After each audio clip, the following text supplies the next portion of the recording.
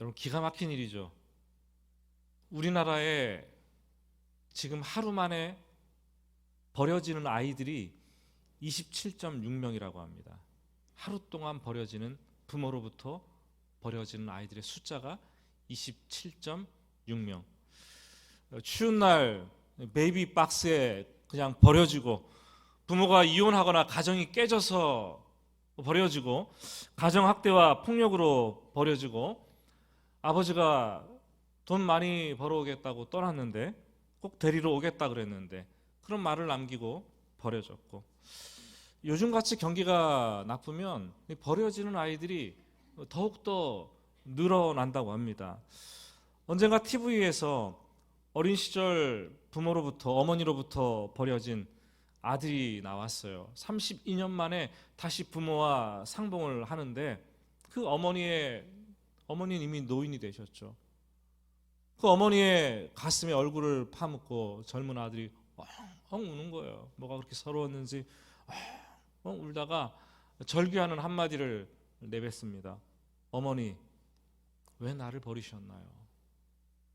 왜 나를 버리셨나요? 인생을 살다 보면은 우리는 내 의지와 상관없이 한두 번쯤은 버려지는 경험을 하게 됩니다. 말씀드린 대로 어린 시절 참 불행하게 부모로부터 버림을 받기도 하고, 진정성 있게 관계를 맺었는데 그 친구로부터 배신을 당하고 버려지기도 하고, 정말 사랑해서 결혼을 했는데 배우자로부터 버려지기도 하고, 평생 일할 곳이라고 애정을 쏟고 일을 했는데 하루아침에 그 직장으로부터 해고 통보를 받기도 하고, 심지어 몸을 다해서 헌신을 했는데 선교단체와 교회로부터 버림받기도 합니다. 여러분, 버림받는다는 것은 고통이에요. 아픔이죠. 이 버림받은 영혼과 마음은 칼날로 베인 것처럼 깊은 이 상처 자국이 남아 있는 것을 보게 됩니다. 오늘 우리가 시편 22편 말씀을 읽었는데, 이 22편은 버림받은 자의 비참함을 노래하는 시입니다. 그런데 놀랍게도 이 시의 지은이가 다윗입니다. 다윗이 언제 어떻게 이렇게 버려졌을까 생각해 보셨습니까? 거인 골리앗을 물리치고 아주 어린 나이에 정계에 등장합니다. 그리고 사울 왕의 최측근이 되었어요. 하지만 여인들이 부르는 노랫말 그 한 가락 때문에 그것이 화근이 되어서 사울 왕으로부터 벌어집니다. 사울이 죽인 자는 천천히요, 다윗은 만만이로다. 이 시기와 질투, 미움, 분노의 화신이 된 사울은 다윗을 향해서 벽에 박아 죽이려고 창을 여러 번 던졌습니다. 다윗은 도망했죠. 아니, 도망한 게 아니라 그냥 버려진 거예요. 버림받은 거예요. 죽음의 그림자를 피해서 머리를 풀어 헤치고 침을 수염까지 흘리면서 블레셋 땅으로 미친 척하고 도망을 갑니다. 캄캄한 아둘람 동굴로, 그리고 10광야로, 40광야로, 엔게디 광야로, 모든 광야를 전전긍긍하면서 버림받은 자의 비천한 삶을 살아가는 다윗의 모습을 우리는 사무엘상을 통해서 읽게 됩니다. 그때 다윗은 기도하면서 하나님께 영감을 받습니다. 그리고 시를 기록해 나가요. 그것이 바로 오늘 우리가 읽는 시편 22편 말씀입니다. 다윗이 지은 이 시에 나오는 내용의 일부 가운데 우리 주님께서 십자가에 달리셨을 때 고통 중에서 그대로 암송하신 것을 봅니다. 이 시는 마치 십자가에 달린 예수님의 슬픈 장면을 사진으로 순간 사진 촬영을, 순간 샷을 찍은 것처럼 그 장면을 그대로 우리에게 보여주고 있어요. 예를 들면 18절 같은 경우, 내 겉옷을 나누며 속옷을 제비 뽑나이다. 십자가 아래 로마 군병들이 실제로 그랬던 장면을 미리 예언하고 있어요. 14절, 나는 물같이 쏟아졌으며 내 모든 뼈는 어그러졌으며. 십자가에 달려 신음하고 있을 때 로마 군병이 창으로 옆구리를 찌르지 않았습니까? 속에 있는 물과 피가 쏟아져 나오는 그 모습을 그대로 예언을 했습니다. 이런 연유로 초대교회는 이 시편을 메시아 예언의 시편이라고 받아들였죠. 특히 1절 말씀을 보시면 우리는 예수님의 절규하는 음성이었다는 것을 알게 되죠. 내 하나님이여, 내 하나님이여, 어찌 나를 버리셨나이까? 어찌 나를 멀리하여 돕지 아니하시오며 내 신음소리를 듣지 아니하시나이까? 이 말은 신약성경 마가복음 15장 34절을 보면 예수님께서 십자가에 달렸을 때 그대로 시편을 기억하시면서 암송하셨던, 인용하셨던 말씀입니다. 한번 마가복음 15장 34절 말씀 스크린을 같이 보고 읽어보겠습니다. 제9시에 예수께서 크게 소리 지르시며 엘리 엘리 라마 사박다니 하시니 이를 번역하면 나의 하나님 나의 하나님 어찌하여 나를 버리셨나이까 하는 뜻이라. 십자가에 달린 시간이 9시라고 되어 있는데 우리 시간으로 따지면 오후 3시가 아니겠습니까? 하루 중에 가장 밝고 해가 뜨거울 때, 중천에 떠 있을 때 그 순간 하나님 아버지께서는 모든 우주의 등불을 완전히 다 꺼버리시고 그리고 자기 아들에게서 얼굴을 외면하고 돌리셨습니다. 아들 대신 예수님께서는 그냥 어둠 속에 버려진 거예요. 캄캄한 어둠 속에 버려진 거죠. 짙은 어둠이 골고다 언덕의 십자가를 완전히 뒤덮였을 때 이 아버지와 아들의 관계는 완전히 단절되었습니다. 단절되었어요. 아들이 불러도 아버지는 전혀 대답이 없습니다. 이 어둠은 죄에 관한 하나님의 진노이자 하나님의 심판을 상징합니다. 사실 아버지와 아들, 성부와 성자는 영원부터 이 삼위로 성부, 성자, 성령 삼위로 함께 계셨습니다. 십자가에 달리시던 그날 성자 예수님께서는 생전 처음으로 혼자가 되셨어요. 버림을 받으셨습니다. 고아가 되셨습니다. 이전까지는 아버지와 아들은 그 친밀한 관계를 가지시면서 동행하셨어요. 세례를 이 땅에 오셔서 세례를 받는 순간에도 하늘을 거칠게 찢으시면서 아버지께서 말씀을 하셨어요. 너는 내 사랑하는 아들이다. 내가 너를 기뻐하노라. 확신을 주셨죠.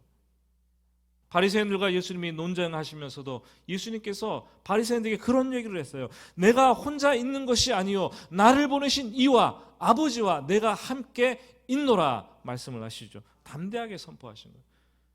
변화산에서 기도하실 때에도 하나님 아버지께서 제자들에게 이는 내 사랑하는 아들이니 너희는 그의 말을 들으라.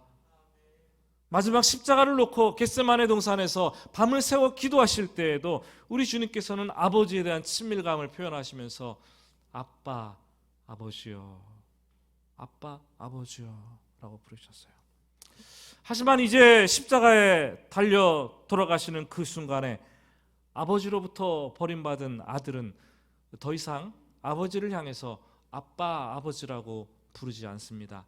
나의 하나님 엘리 엘리 나의 하나님 나의 하나님 어찌하여 나를 버리셨나이까. 놀랍게도 복음서에서 예수님께서 하나님을 가리켜서 이 아버지라고 부르지 않고 하나님이라고 부른 곳은 여기밖에 없어요. 십자가에 돌아가실 그 순간만 하나님을 아버지라고 부르지 않고 하나님이라고 불렀다는 거죠.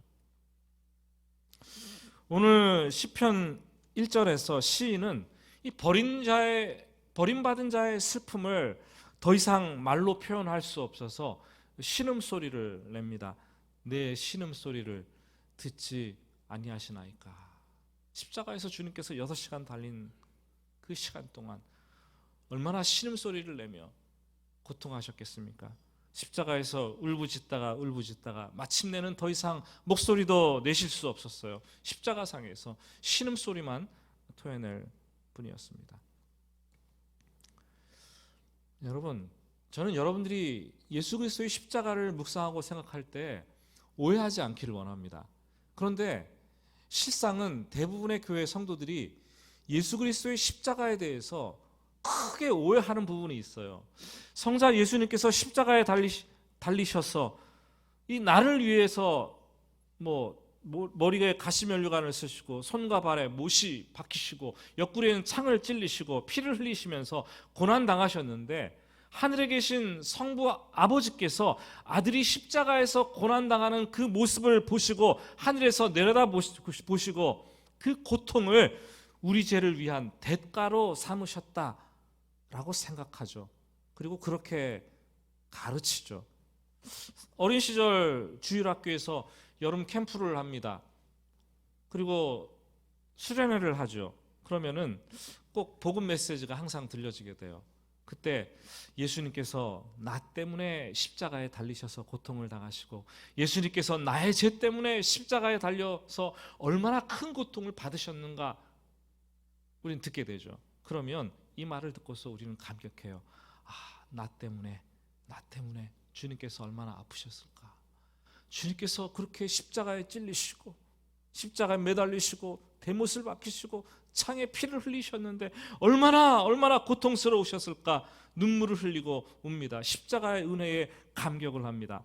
그러면 교육자와 선생님들은 아이들이 이 복음 메시지를 듣더니 눈물을 흘리고 감격해서 우는구나. 선생님들도 감격하죠. 그런데 이것은 위험천만한 이단 사상으로 빠질 수가 있어요. 잘못된 말씀이죠.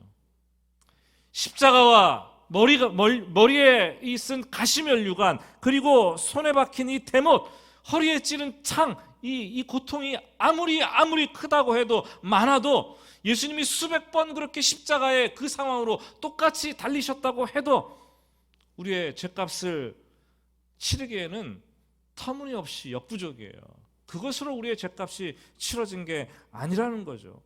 예수를 믿는 우리가 구원받은 절대적인 이유는 예수님께서 십자가에서 그런 육체적인 고통을 당했기 때문이 아니라, 십자가에서 하나님이 우리의 죄에 대한 진노를 그 아들에게 다 쏟아 부으셨기 때문에, 예수님은 남김없이 우리를 대신해서 우리의 죄에 대한 진노를, 지옥 형벌을 다 받아내셨기 때문에 우리가 구원받았다는 거예요. 육체적인 고통 때문이 아니라 죄에 대한 하나님의 진노 때문에 예수님께서 그것을 받으셨기 때문에 어찌하여 나를 버리셨나이까 라는 절규를 했습니다. 예수님께서 십자가에 달리실 때 자신의 두 어깨에 온 인류의 죄를 지고 가는 죄인들의 대표가 되신 거예요. 대표. 모든 죄인들의 대표가 되셨어요. 하나님 아버지께서는 인간의 죄를 무섭게 심판하시는 공의로운 하나님이 되셔서 그 순간 성자 예수님께서는 죄를 싫어하시고 하나님 아버지와 철천지 원수가 되셨고 철저하게 버림을 받으셨어요. 철저하게 아버지와 아들이 아니라 죄인의 대표로서 십자가에 달리신 거죠. 그분은 죄가 없는 분이셨지만 죄인인 우리를 대신해서 십자가에 달리셨고, 하나님은 죄인들을 향한 당신의 무서운 진노와 지옥 형벌을 그 아들의 머리 위에 다 쏟아부었어요. 어찌하여 나를 버리셨나이까 라는 이 절규는 육체적 고통 때문이 아니라 죄 때문에 하나님으로부터 아들의 관계가 끊어지는 그 고통, 관계 단절의 아픔 때문이고, 죄 때문에 지옥의 나락으로 떨어져서 지옥 형벌을 받아내야 하는 그 아픔의 고통이었죠. 착각하면 안 됩니다, 여러분. 베드로전서 3장 18절과 19절 말씀을 같이 한번 읽어볼까요? 베드로전서 3장 18절 19절 말씀입니다. 그리스도께서 단번에 죄를 위하여 죽으사 의인으로서 불의한 자를 대신하셨으니 이는 우리를 하나님 앞으로 인도하려 하심이라. 육체로는 죽음을 당하시고 영으로는 살리심을 받으셨으니. 같이 읽습니다. 그가 또한 영으로 가서 옥에 있는 영들에게 선포하시니라. 그가 또한 영으로 가서 옥에 있는, 여기 옥은 어딜 가리켜요? 지옥을 가리킵니다. 지옥. 베드로 사도는 예수님께서 십자가에 달려 죽으실 때 우리 죄인들을 대신해서 지옥에 가셨다고, 지옥의 나락으로 떨어지셨다고 분명하게 선포를 하고 있어요.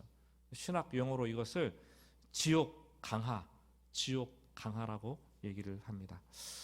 오늘도 우리가 사도신경을 외우면서 암송을 했는데 그 내용을 보면은 본디오 빌라도에게 고난을 받으사 십자가에 못 박혀 죽으시고 그 다음이 뭐예요? 그 다음이 장사한 지 사흘 만에 다시 죽은 자 가운데서 다시 살아났다라는 거죠. 그런데 사도신경 원문을 보면은 그렇게 되어 있지 않아요. 십자가에 못 박혀 죽으시고 장사되셨으며 그 다음 말이 있어요. 음부로 내려가셨다가 descendit ad inferna 라틴어로 이렇게 적혀 있어요. 분명히. 그리고 나서 사흘 만에 죽은 자 가운데서 다시 부활하셨다라는 거죠. 칼빈은 기독교 강요에서 그렇게 말을 합니다. 나의 주 그리스도께서 나를 대신하여 그 영혼이 십자가상에서 말할 수 없는 고통을 당하고 놀람과 두려움을 겪으셨고 나를 대신하여 지옥의 두려움과 고통으로부터 구속하셨습니다. 우리가 지금 사도신경을 외우고 있는데 교단에 따라 좀 차이가 있는데 외국에서는 이 지옥에 내려가셨다는 것을 빠뜨리지, 외국교에서는 빠뜨리지 않는데 우리는 어떻게 이게 빠졌는지 모르겠지만 분명한 것은 예수님은 옥에 내려가셔서 죄의 값을 우리를 대신해서 다 치르셨다는 거예요. 예수님의 절규는 내가 내 죄 때문에 하나님으로부터 완전히 분리되고 내가 내 죄 때문에 지옥의 나락으로 떨어지면서 외쳐야 될 바로 그 절규, 어찌하여 나를 버리셨나이까. 그 절규는 내 것이라는 거예요. 죄인은 내가 외쳐야 될 절규라는 거죠. 그것을 대신 주님께서 십자가에서 외치셨다라는 거죠. 우리가 예수 그리스도의 복음을 명확하게 알고 있어야 돼요. 그렇지 않으면 그냥 껍데기만 붙들고 피상적으로 울고 그게 복음의 진수인 줄 알고 신앙생활을 하게 되는 거죠. 6절 말씀을 한번 볼까요? 6절 말씀을 같이 읽습니다. 나는 벌레요 사람이 아니라 사람의 비방거리요 백성의 조롱거리니이다. 시인은 버림받은 자신을 사람이 아니라 벌레일 뿐 사람이 아니라라는 굉장히 입에 담기 무서운 말을 합니다. 여러분 벌레 좋아하세요? 사람도 벌레 싫어하죠. 그렇죠? 여성들은 벌레를 특히 더 싫어하는 것 같은데 꿈틀거리고 징그럽고 도움이 안 되죠 벌레들은. 그런데 인간이 벌레가 되기도 해요. 그렇죠?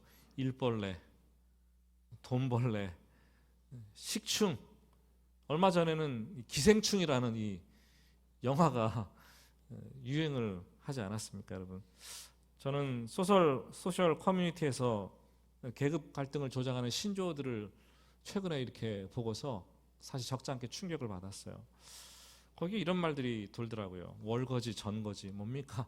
월세를 사는 사람 월거지라 그러고 전세를 사는 사람 전거지라 그러는데요. 그 LH에 사는 사람들은 엘사라 그러는데 엘거지라고 합니다. 엘사. 이게 말이나 되는 얘기예요. 뿐만 아니라 200충, 300충이래요. 월 200만 원 버는 사람은 200충이고 벌레라는 단어를 갖다 붙이는 거예요. 300으로는 300충이고. 이게 도대체 초등학생 아이들도 그 단어를 지금 쓰고 있다라는 거예요. 우리 사회가 어디로 흘러가는지 참 가슴이 답답하지 않을 수가 없습니다, 여러분. 벌레는 인간 이하의 사람을 가리키는 거죠. 경멸하는 인간을 가리킬 때 쓰는 단어죠. 이 버러지 같은 인간 그러면 극단적인 수모와 모욕적인 어떤 표현입니다. 욥기에서도 욥기를 읽어보면 벌레라는 표현이 등장합니다. 욥기 25장 4절부터 6절까지 말씀입니다. 제가 한번 읽어보겠습니다. 그런즉 하나님 앞에서 사람이 어찌 이롭다 하며 여자에게서 난 자가 어찌 깨끗하다 하랴.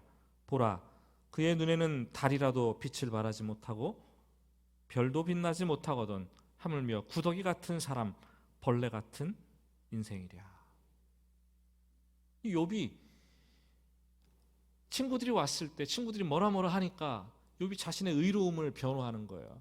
그러니까 한 친구가 욥에게 쐐기를 박는데, 야, 인간이 하나님 앞에서 의로운 게 뭐가 있냐? 벌레 같은 인생인데 하나님 앞에서 의로움이라고는 하나도 내세울 곳이 없는데, 일도 없는 게 사람인데, 죄로 얼룩진 것이 인생인데, 너 벌레 같은 인생인데 어떻게 너가 하나님 앞에서 의롭다 하느냐, 이렇게 얘기를 한 거죠.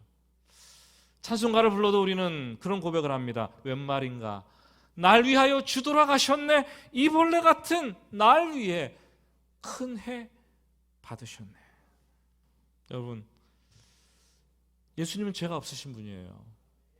죄가 하나도 없으신 그 의로우신 분, 100% 의로움으로 완전히 똘똘 뭉치신 그분이 예수 그리스도인데, 그분이 더럽고 추한 인간의 몸을 입고 이 땅으로, 제가 어제 말씀드린 대로 완전 내팽개쳐진 거예요. 버려진 거예요. 이 땅에 오셨어요. 그런데 그 예수님께서 이 땅으로 팽개내치셨는데 십자가로 다시 한번 내팽개쳐지신 거예요. 이 서육신이 자기 비하의 시작이라면 이 십자가는 자기 비하의 극치예요. 극치. 그 십자가에서 나의 모든 죄를 예수님은 다 전가받으신 이후에 십자가에서 죄로 얼룩진 더러운 벌레처럼 수치와 조롱과 멸시를 받으시고 죽어가셨습니다. 성경 읽어보면 뺨을 맞고 침뱉음을 당하고 손가락질을 당하고 조롱을 당했죠.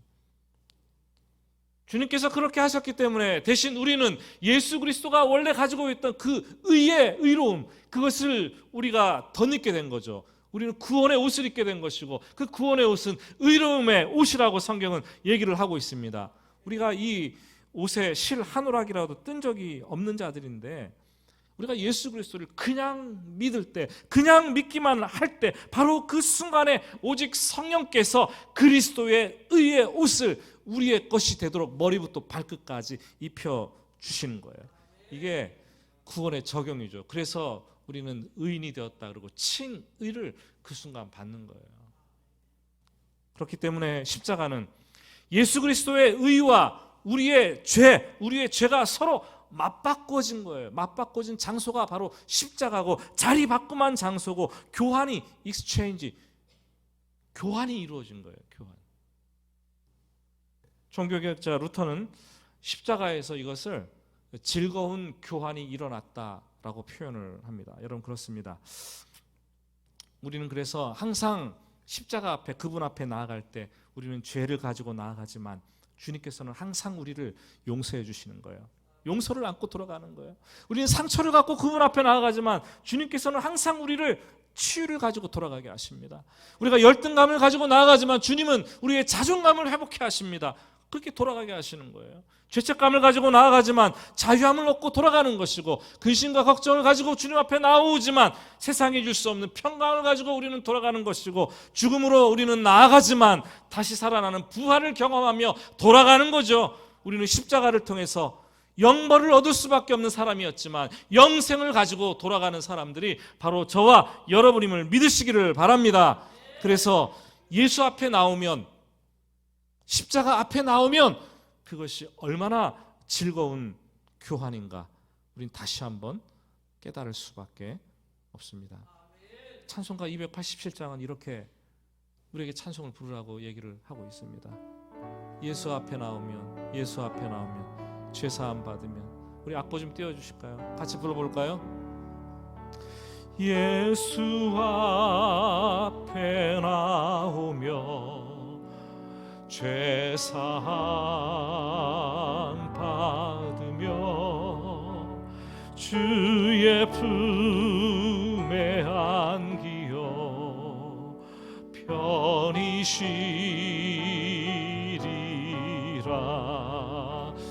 우리 주만 믿으면 모두 구원 얻으며 영생 복락 멸류관 확실히 받게. 3절 예수 앞에 설 때에, 예수 앞에 설 때에 흰옷을 입으며 밝고 빛난 내 집에 살리. 우리 주만 믿으며 모두 구원 얻으며 영생 복락멸유가 확실히 받겠네. 여러분, 우리는 그래서 신앙생활하면서 예수 그리스도의 십자가를 항상 묵상하고 경험하면서 이 즐거운 교환을 체험하는 거예요. 힘들고 어려워도 다시 한번 주님의 십자가 앞에 나오면서 다시 한번 희망을 가지고 세상으로 돌아가는 자들이고, 이 교회는 성도들이 그런 경험을 할 수 있는 장소여야 되는 거죠.